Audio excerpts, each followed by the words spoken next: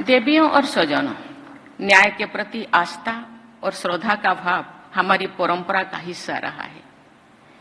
हिंदी के महानतम कथाकार मुंशी प्रेमचंद की एक कहानी पंचो परमेश्वर लगभग सभी भारतीय भाषाओं और अंग्रेजी में भी उपलब्ध है।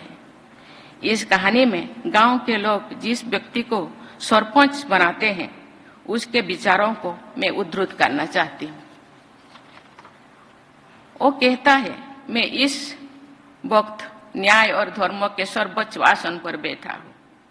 मेरे मुंह से इस समय जो कुछ निकलेगा वो देववाणी के सदृश है और देववाणी में मेरी मनोविकारों का कदापि समावेश ना होना चाहिए। मुझे सत्य से जो भर भी टालना उचित नहीं है। मुंशी प्रेमचंद कहना चाहते हैं कि न्यायाधीश को न्याय करते समय निष्पक्षता की उच्चतम क्षमता विकसित करनी चाहिए। हमारे देश के प्रत्येक न्यायाधीश हर एक जुडिशियल ऑफिसर्स पर सत्य, धर्म और न्याय की प्रतिष्ठा करने का नैतिक दायित्व है। जनमत के स्तर पर यह नैतिक दायित्व न्यायपालिका का दीप स्तंभ है। दूध का दूध और पानी का पानी करने का निर्खिर विवेक आप सबसे अपेक्षित है। देवियों और स्वजनों, मुझे ये जानकर प्रसन्नता हुई है कि उच्चतम न्यायालय ने 29 जुलाई से 3 अगस्त तक विशेष लोक अदालत सप्ताह का संचालित किया। मुझे विश्वास है कि ऐसे उपयोगी कार्यक्रम की श्रृंखला में आयोजित ये राष्ट्रीय जिला न्यायपालिका सम्मेलन न्याय सबके द्वार तक पहुंचाने के लक्ष्य को प्राप्त करने में सहायक सिद्ध होगा। मुझे लगता है इसी तरह के आयोजन हर 2 महीने में या 3 महीने में होना चाहिए। हमारे पास इतने सारे पेंडेंसी है, शायद ऐसे करने से उस तरह के समस्या से हम आहिस्ता आहिस्ता दूर कर सकते हैं। जनपद स्तर के न्यायालय ही करोड़ों देशवासियों के मस्तिष्कों में न्यायपालिका के छवि निर्धारित करते हैं। इसलिए जनपद न्यायालय द्वारा लोगों को संवेदनशीलता और तत्परता के साथ कम खर्चों पर न्याय सुलभ कराना हमारी न्यायपालिका की सफलता का आधार है। देवियों और स्वजनों, मुकदमे की पेंडेंसी और बैकलॉग न्यायपालिका के समक्ष बहुत बड़ी चुनौती है। इस समस्या को प्राथमिकता देकर सभी हितधारकों को समाधान निकालना है।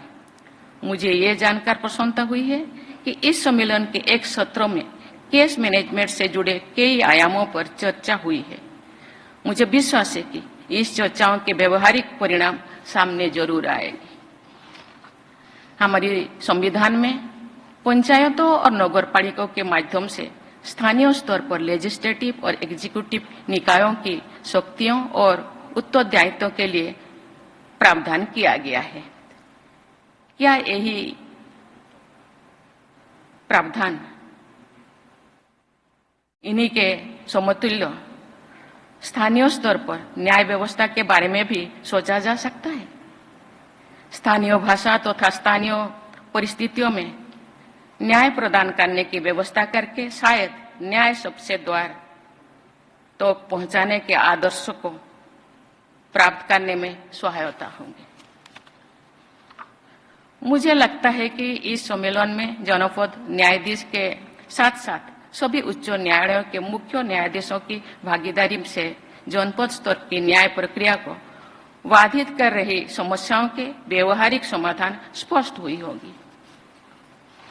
मुझे बताया गया है कि हाल के वर्षों में जनपद स्तर पर न्यायपालिका की इंफ्रास्ट्रक्चर, सुविधाएं, प्रशिक्षण एवं मानव संसाधन की उपलब्धता में उल्लेखनीय सुधार हुआ है, लेकिन इन सभी क्षेत्रों में अभी भी बहुत कुछ करना बाकी है। मुझे विश्वास है कि सुधार के सभी आयामों पर तेजी से प्रगति होनी चाहिए। मैं एक अच्छे बदलाव का विशेष उल्लेख करना चाहती हूँ। मुझे ये जानकर बहुत प्रसन्नता हुई है कि हाल के वर्षों में जुडिशियल ऑफिसर्स के चयन में महिलाओं की संख्या बढ़ी है। इस वृद्धि के कारण कई राज्यों में कुल जुडिशियल ऑफिसर्स की संख्या में महिलाओं की संख्या 50% से कहीं अधिक है। मैं आशा करती हूं कि न्यायपालिका से जुड़ी सभी लोग महिलाओं के विषय में पूर्वाग्रह से मुक्त विचार, व्यवहार और भाषा के आदर्श उदाहरण प्रस्तुत करेंगे। हमारी न्यायपालिका के सम्मुख ऐसे अनेक चुनौतियां हैं जिनके समाधान के लिए सभी हितधारकों को समन्वित प्रयास करना होगा। उदाहरण के लिए एविडेंस और विटनेसेस से जुड़े मुद्दों पर न्यायपालिका, सरकार और पुलिस प्रशासन को मिलजुल कर समाधान निकालना चाहिए। देवियों और स्वजनों, ये हमारे सामाजिक जीवन का एक दुखद पहलू है कि कुछ मामले में साधन संपन्न लोग अपराध करने के बाद भी निर्भीक और निश्चोत घूमते रहते हैं। जो लोग उनके अपराधों से पीड़ित होते हैं वे डरे से में रहते हैं, मानो उन्हीं विचारों ने कई अपराध कर दिया है। महिला पीड़िताओं की स्थिति और भी खराब होती है क्योंकि प्रायः समाज के लोग भी उनके साथ नहीं देते। कभी कभी मेरा ध्यान कारावास कट रही माताओं के बच्चों तथा बाल अपराधियों की ओर भी चला जाता है। उन महिलाओं के बच्चों के सामने पूरा जीवन पड़ा है। ऐसे बच्चों के स्वास्थ्य और शिक्षा के लिए क्या किया जा रहा है, इस विषय पर आकलन और सुधार हमारी प्राथमिकता होनी चाहिए। बाल अपराधी भी अपने जीवन के आरंभिक चरण में होते हैं। उनके चिंतन और मानसिक स्वास्थ्य में सुधार के उपाय करना, उन्हें जीवन यापन हेतु लाभकारी कौशल प्रदान करना एवं उन्हें निःशुल्क कानूनी सहायता उपलब्ध कराना भी हमारी प्राथमिकता होनी चाहिए। मैंने देखा है कि गांव का गरीब आदमी कोर्ट कचहरी जाने से डरता है। वो बहुत मजबूरी से ही अदालत की न्याय प्रक्रिया में भागीदार बनता है। प्राय वो अन्याय को चुपचाप सहन कर जाता है क्योंकि उसे लगता है कि न्याय के लिए लड़ना उसके जीवन को और अधिक कष्टमय बना सकता है। उसके लिए एक बार गांव से दूर अदालत तक जाना ही बहुत बड़े मानसिक और आर्थिक दबाव का कारण बन जाता है। ऐसी स्थिति में बार बार तारीख देने यानी स्थगन की संस्कृति अर्थात कल्चर ऑफ एडजर्नमेंट से गरीब लोगों को जो कष्ट होता है उसकी कल्पना भी बहुत से लोग नहीं कर पाते। इस स्थिति को बदलने के हर संभव प्रयास किया जाना चाहिए। हम लोग व्हाइट कोट हाइपरटेंशन के बारे में जानते हैं और सुनते हैं। बहुत से लोगों का ब्लड प्रेशर हॉस्पिटल का वातावरण में बढ़ जाता है। मुझे लगता है कि इसी तरह सामान्य व्यक्ति का तनाव कोर्ट कचहरी के वातावरण में भी बढ़ जाता है। इसका अध्ययन करके इस स्थिति को शायद ब्लैक कोट सिंड्रोम का नाम दिया जा सकता है।